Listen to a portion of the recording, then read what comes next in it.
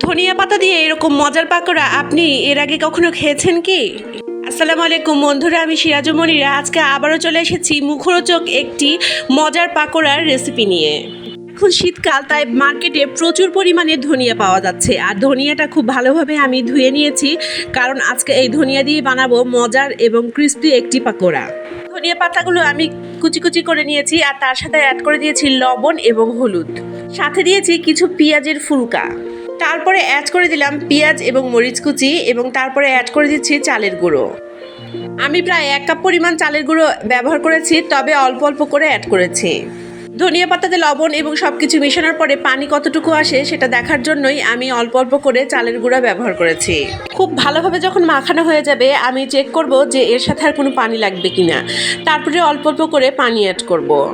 আরেকটা মজার ব্যাপার বলে রাখি, আপনারা যদি চান পানির পরিবর্তে কিন্তু এখানে ডিম ব্যবহার করতে পারেন। পানি অ্যাড করার পরে আবারও একটু ভালোভাবে মাখিয়ে নিলাম, এবং তারপরে অ্যাড করে দিলাম 1/4 কাপ ময়দা। তারপরে সবগুলো উপকরণ খুব ভালোভাবে মাখিয়ে নিব। ধনিয়া পাতার এমনি খুবই ফ্লেভার, তাই এখানে কিন্তু অনেক বেশি মশলা ব্যবহার করলে এর যে অ্যাকচুয়াল স্বাদ সেটা আপনি কখনোই পাবেন না, তাই অনেক মশলা ব্যবহার করতে যাবেন না। আমি ধনিয়া পাতাতে হলুদ, লবণ, মরিচ এইসব ছাড়া আর একটা জিনিস ব্যবহার করেছি, সেটা হচ্ছে ম্যাজিক মশলা। তবে এটা যদি স্কিপও করে দেন, তারপরেও এই পাকোড়াটা চরম মজার হয় খেতে। তো সবগুলো উপকরণ যখন মাখানো হয়ে গেছে, আমি অ্যাড করে দিলাম একটি ম্যাজিক মশলা, এবং তারপরে আবারও খুব ভালোভাবে মাখিয়ে নিলাম। সবগুলো উপকরণ মাখানো হয়ে গেলে এটা আর রেস্টে রাখার দরকার নাই, ভালোভাবে তেল গরম করে এটা ভেজে নিলেই হবে। তো আমি প্যানে কিন্তু তেল গরম করতে দিয়ে দিয়েছি। এটা মাখানো যেহেতু হয়ে গিয়েছে, আমি এখন একটা একটা করে বড়া প্যানে দিয়ে দিচ্ছি ভাজার জন্য। ধনিয়া পাতা এমনি লতানো পাতানো থাকে, তাই এটাকে খুব বেশি বাইন্ডারের প্রয়োজন হয় না। তারপরেও কিন্তু আমি এখানে আটা ব্যবহার করেছি বাইন্ডার হিসেবে। তো একে একে গরম প্যানে আমি দিয়ে দিলাম, এবং মৃদু আঁচে এখন ভেজে নিচ্ছি।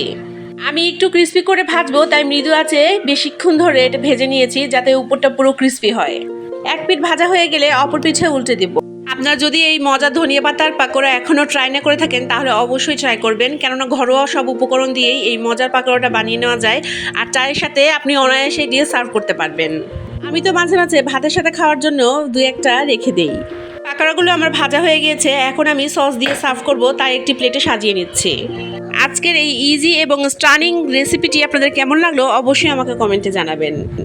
পাকোড়া তো রেডি, আর এখন ঘরে আপনার যেই সস আছে সেই সস দিয়েই এই পাকোড়াটি আপনি সার্ভ করতে পারেন।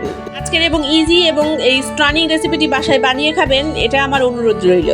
আর এই ইজি ভিডিওটি আপনাদের কেমন লেগেছে সেটাও অবশ্যই কমেন্টে জানাবেন। আজকে তাহলে এখানেই শেষ করছি, কথা দিচ্ছি আগামীকাল আবারও হাজির হয়ে যাব, ঠিক সেই একই সময়ে। আশা করি আপনারা সবাই আমার পাশে থাকবেন। সবার সুস্বাস্থ্য কামনা করে আজকে এখানেই বিদায় জানাচ্ছি। আল্লাহ হাফেজ।